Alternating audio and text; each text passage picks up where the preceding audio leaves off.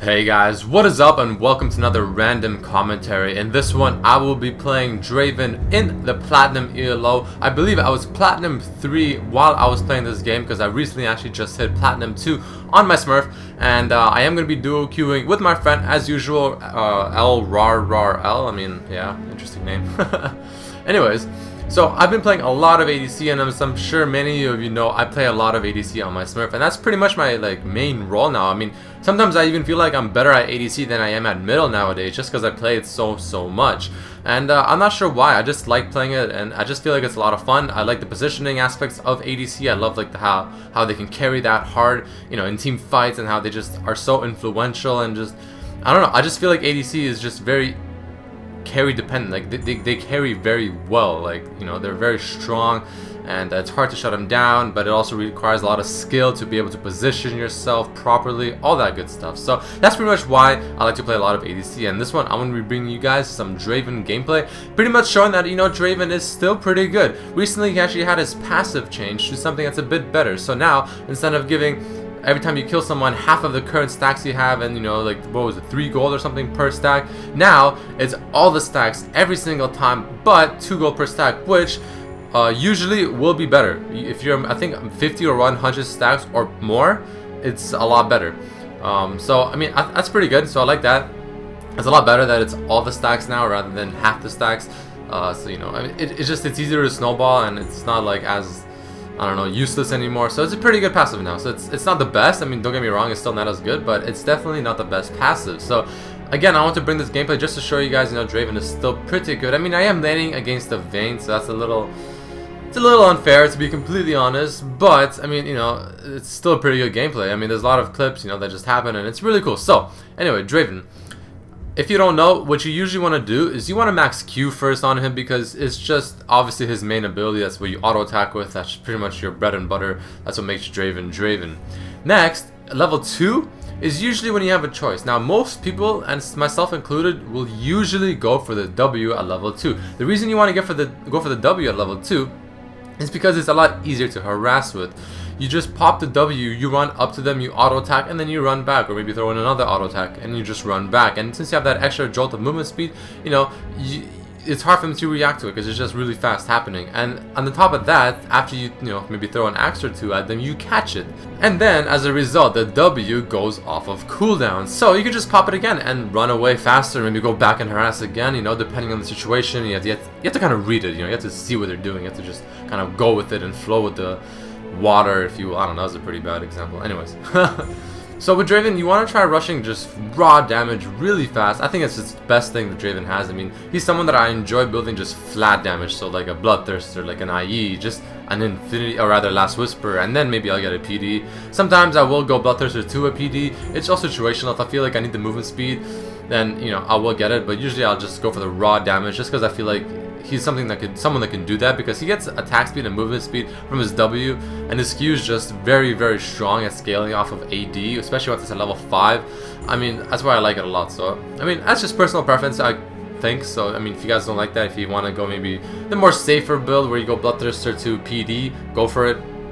It's not necessarily wrong, it's just what I prefer. So again, you want to max Q first, then you want to max W, then you want to max E, and then you want to obviously, you know, whenever you can, max ulti. So here's the gank. I mean, this one, it was not the best kind of thing for me. You just, I mean, it's a Nasus. What are you gonna do? You know, I mean, this guy's popping out ulti and everything. I mean, what am I gonna do about that? So Nasus, obviously a pretty damn strong jungler. Shen did ulti me, but it was obviously not enough, unfortunately. I think he ultied me. Yeah, he did.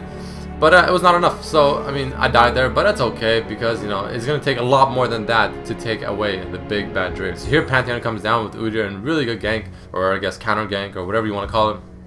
Pick up a free kill, and then they try getting another one, but obviously they can't. Pantheon getting a little bit of a pickle there, and I throw my ulti after they cast it in, and bam, pick him up as well. So one thing I did about that ulti there that's actually pretty interesting is that I've mentioned this previously in my other videos, such as the Did You Know Draven, and what I did there was I pretty much used the ulti again. So you throw it, right, and then you can press R again, and then you can force the return.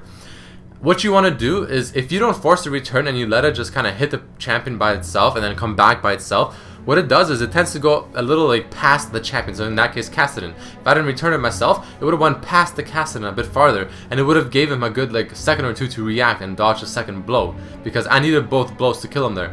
So what I do is maybe like a second before it's actually about to hit Kassadin, I press R again and I force the return. And then the return has like about a 1 second delay. So once you press R, it kind of still goes forward just a little bit more, and then it returns. So pretty much if you time it well, you'll force the return while the axes are still on top of them, meaning that they'll have 0 time to react, and it'll for sure guarantee that it'll hit them both times. Now the risk with this is that you can completely mess it up, and if you mess it up and you press the R, like for example too early, that's it. Like you don't even hit them with the axe to begin with. So I mean you just completely lose your chances there. At least if you let it just go by itself, you still have the chance of killing them on the way back. Maybe they don't react fast enough. So it's a little risky move, but if you get it right, it does make it a lot easier to ensure those kind of kills and give them very little to no time to react to try and escape your ulti.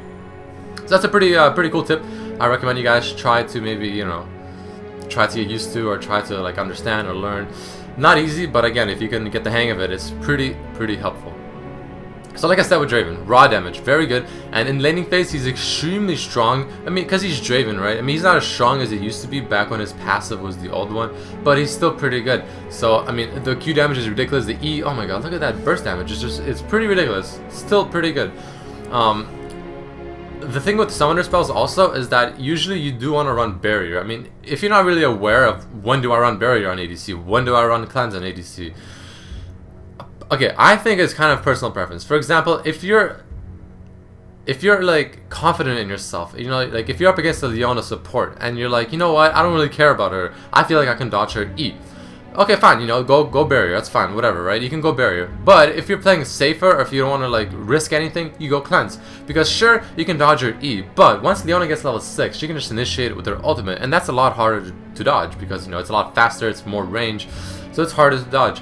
And you can't really see it coming because it comes out of nowhere, right? At least with the Leona E, you can kind of watch her movement, and you can see her like kind of walking up, getting ready to throw it. So, it's a little bit hard to do that with the ultimate, and a good Leona will obviously initiate with the ultimate and then follow it up with the E. So that's where cleanse will be pretty good. I mean, if you don't get cleanse, you can also get a scimitar or a quicksilver sash. So it's kind of do or die, or not do or die, sorry. It's kind of a either or. Usually I like barrier, but if the enemy team has like a Nasus maybe, and like and a Leona, and maybe like a Renekton, like which they have, but minus Leona, then I'll get a cleanse possibly. But usually, almost always, I like the barrier more. So I mean, especially when I get cleanse, I'm like, oh yeah, like I'm not used to having the cleanse, so I end up pressing the F key for the barrier, thinking I have barrier when it's actually cleanse, and it's just a wasted stat, or rather wasted summoner spell. So I mean, that's the one problem. So when you're just so used to running barrier, or running like other summoner spells, then you just happen to throw in like a cleanse or something to replace it just for that one game because you feel like you need it, but you're not used to it. It's gonna mess you up and all that stuff. So I recommend just to stick to barrier. It's really like it can't be a wrong choice. I think a barrier is always good. Like you just can't go wrong with barrier as an ADC. So that's what I recommend. So like I said, for items, I like to go Zerkers, I like to go Bloodthirster, I like to go IE, Last Whisper, and PD. Kind of in that order. Maybe a Bloodthirster, then Last Whisper, then IE, or something like that. Skills, you go Q, W, E, and then ulti whenever you can. And in lane, you want to be dominant as possible. You want to throw those Qs with the W to make sure you walk up and harass, and then you throw the Es and all that good stuff. And it's a lot of damage. So I mean, Draven, again, don't throw him out just yet, guys. He's still pretty good. You just have to kind of get, you have to try a bit more, you have to do a bit more stuff to play him. But I recommend you play him once more. And I hope you guys enjoyed this, and I'll see you next time. Peace.